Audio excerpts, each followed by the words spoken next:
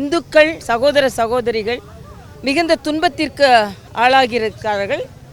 அங்கே இந்து மத துறவி கிருஷ்ணதாஸ் அவர்கள் கைது செய்யப்பட்டு இன்று அவருக்காக வாதாடிய வக்கீல் கொலை செய்யப்பட்டு இன்று கூட அவருக்கு ஜாமீன் மறுக்கப்பட்டு இருக்கிறது. ஏனென்றால் அவருக்கு வாதாடுவதற்கு அங்கே யாரும் வக்கீல்கள் இல்லை. இந்து மதம் முற்றிலுமாக இந்து மதத்தின் குரல் வலை நசுக்கப்பட்டிருக்கிறது.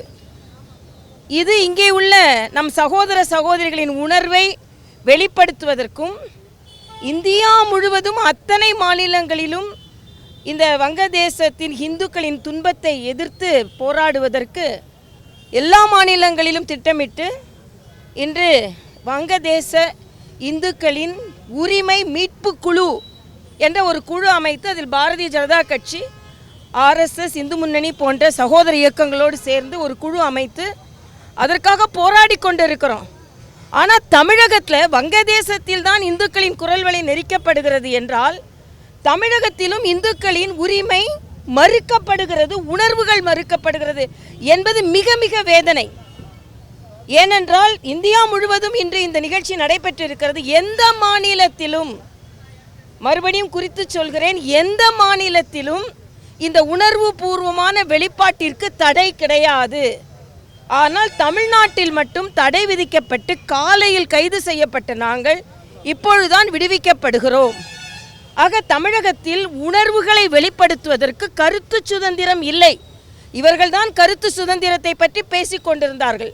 நாங்களும் மழை வெள்ளத்தினால் பாதிக்கப்பட்ட மக்களை பற்றி கவலைப்படுகிறோம். அதனால் தான் விழுப்புரம் கடலூரை விட்டுவிட்டுத்தான் இந்த ஆர்ப்பாட்டம் செய்யப்பட்டது. ஏனென்றால் அங்கே இந்துக்களின் வீடுகள் எரிக்கப்படுகிறது, இந்துக்கள் கொலை செய்யப்படுகிறார்கள், சகோதரிகள் பாலியல் வன்புணர்ச்சிக்கு ஆளாகிறார்கள். எவ்வளவு வேதனையான ஒரு விஷயம். ஆனால் இங்கே உள்ள அரசு, இங்கே உள்ள இண்டி கூட்டணியை சார்ந்தவர்கள் அதற்கு ஒரு எதிர்ப்போ கண்டனமோ தெரிவிக்கவில்லை என்றாலும் கண்டனம் தெரிவிப்பவர்களின் உணர்வுகளை கூட மதிக்காமல் இன்று கைது செய்திருப்பது ரொம்ப வேதனைக்குரியது. தமிழ்நாடு முழுவதும் 8000 பேரா, தமிழகம் முழுவதும் 8000 பேர் கைது செய்யப்பட்டிருக்கிறார்கள். பாரதிய தடையை மீறி பாரதிய ஜனதா கட்சி, RSS, இந்து முன்னணியை சார்ந்த முக்கிய தலைவர்கள் அனைவரும் கைது செய்யப்பட்டிருக்கிறார்கள். என்னை பொறுத்த மட்டில் இங்கே அந்த மக்களுக்கு, இந்து மக்களுக்கு ஒரு துன்பம் என்று வரும்பொழுது அதை அந்த உணர்வோடு பங்கு கொள்வதில், இந்த ஆர்ப்பாட்டத்தில் பங்கு கொண்டதில் நானும் மகிழ்ச்சி அடைகிறேன். ஆர்ப்பாட்டம் ஆரம்பிக்க கூட விடவில்லை தமிழ்நாட்டில். ஆக ஸ்டாலின் அரசு இந்துக்களுக்கு எதிரானவர்கள் என்பதை மறுபடியும் நிரூபித்திருக்கிறார்கள். அந்த இந்து எதிர்ப்பு உணர்வு அவர்களோடு ஊறி போய் இருக்கிறது. அவர்கள் வீட்டில் எல்லாரும் கோயிலுக்கு போகிறாங்க, அவங்களுக்கெல்லாம் புண்ணியம் சேரணும், ஆனால் மற்றவர்களுக்கு புண்ணியம் சேர்ந்துடக்கூடாது. இதுதான் ஸ்டாலின் அரசோடு ஒரு குறிக்கோளாக இருக்கிறது.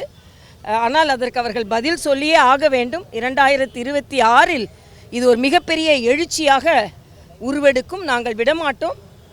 இன்று மழை வெள்ளத்தினால் மக்கள் பாதிக்கப்பட்டிருக்க கூட பல இடங்களில் எங்களுக்கு அரசாங்கத்திடமிருந்து சாப்பாடு வரவில்லை. நான் என்ன கேட்குறேன், ஸ்டாலின் அரசே, திராவிட முன்னேற்ற கழக அரசே, மக்களுக்கு சாப்பாடு கூட போட முடியல இந்த மாதிரி புயல் வெள்ளத்தினால் என்பது வேதனை அளிக்கக்கூடிய விஷயம்.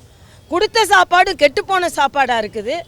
ஆக எந்த விதத்தில் நீங்கள் இந்த புயல் வெள்ளத்தை அணுகுகிறீர்கள் என்ற எதிர்பார்க்காத விதத்தில் மழை வந்துருச்சா? என்னைக்கு தான் நீங்கள் எதிர்பார்ப்பீங்க? அரசாங்கம் என்றால் எதற்கு இருக்கிறது? அது மட்டுமல்ல, ஸ்டாலின் அவர்கள் துணை முதலமைச்சராக இருந்திருக்கிறார், மேயராக இருந்திருக்கிறார், பல முறை தமிழகத்தை திராவிட முன்னேற்ற கழகம் ஆட்சி செய்திருக்கிறது. என்னமோ இன்னைக்கு தான் புதுசாக ஆட்சி செய்த மாதிரி குளங்களை வெட்டுறேன், கால்வாயை தூர்வாடுறேன்னு பேசிக்கொண்டு இருக்கிறார்கள். இந்நேரம் இந்த தமிழகம் முழுவதுமாக எவ்வளவு மழை பெய்தாலும் அதை கொள்ளும் அளவிற்கு நீங்கள் தயாராகி இருக்க வேண்டும். இன்னொன்று, எல்லாம் கிணற காணோம்லாம் நம்ம பார்த்துருக்கோம், பாலத்தை காணோம். அது என்ன, சில மாதங்களுக்கு முன்னால் அங்கே 16 கோடி ரூபாய், எங்கன்னே தெரியல, 16 கோடி ரூபாய் அப்படியே வெள்ளத்தில் மூழ்கி போச்சு. ஆக பாலம்னா என்னன்னு கேட்டால், இன்றைக்கி ஒரு திராவிட முன்னேற்ற கழக செய்தி தொடர்பாளர் சொல்கிறார், அதாவது இவ்வளவு தண்ணி வந்தால் தான் அந்த பாலத்துக்கு அவங்க கட்டினாங்களாம், அதோட அதிக தண்ணி வந்துருச்சான். அப்போ அதிக தண்ணி வந்தால் மக்களெல்லாம் அடித்து செல்லப்படுற அளவுக்கு தான் நீங்கள் பாலம் கட்டுவீங்களா? ஆக பாலத்தை காணும் அளவிற்கு பணத்தையும் காணும், பாலத்தையும் காணும், அந்த அளவிற்கு லஞ்சம் தலைவிரித்தாடி கொண்டு இருக்கிறது. இதற்கெல்லாம் இவர்கள் பதில் சொல்லியே ஆக வேண்டும் என்பதும் எல்லோரும் களத்தில் இறங்கி மக்களுக்காக இருக்க வேண்டும்.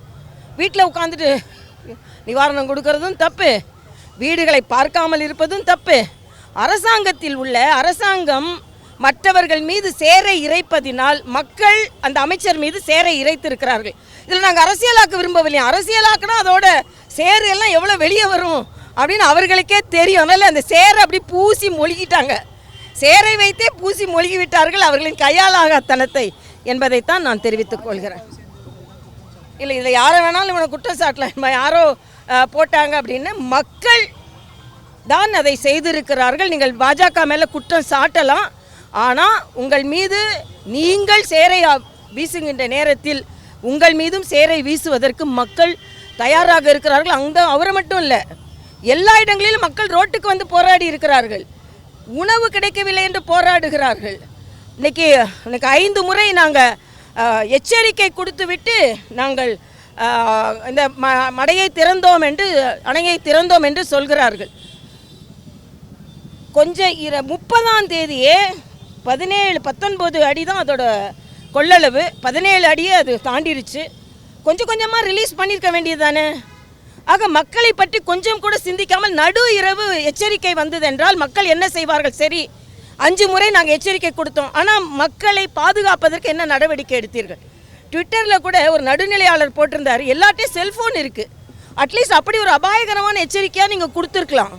உடனே செல்ஃபோன் டவர் வேலை செய்யலை அப்படின்னு. உங்கள் இதில் தான் எதுவுமே வேலை செய்யாது அப்படின்னு எல்லாரும் அதில் வேலை செஞ்சுட்டு தான் இருந்தது. அதனால் முற்றிலுமாக இந்த மழை வெள்ளத்தினால் தோல்வி அடைந்த அரசு என்பதை திராவிட முன்னேற்றக் கழக அரசு மறுபடியும் நிரூபித்து இருக்கிறது என்பதான். எவ்வளவு மழை வெள்ளம் வந்தாலும் மக்களை பாதுகாக்க வேண்டியது இந்த அரசாங்கத்தின் கடமை.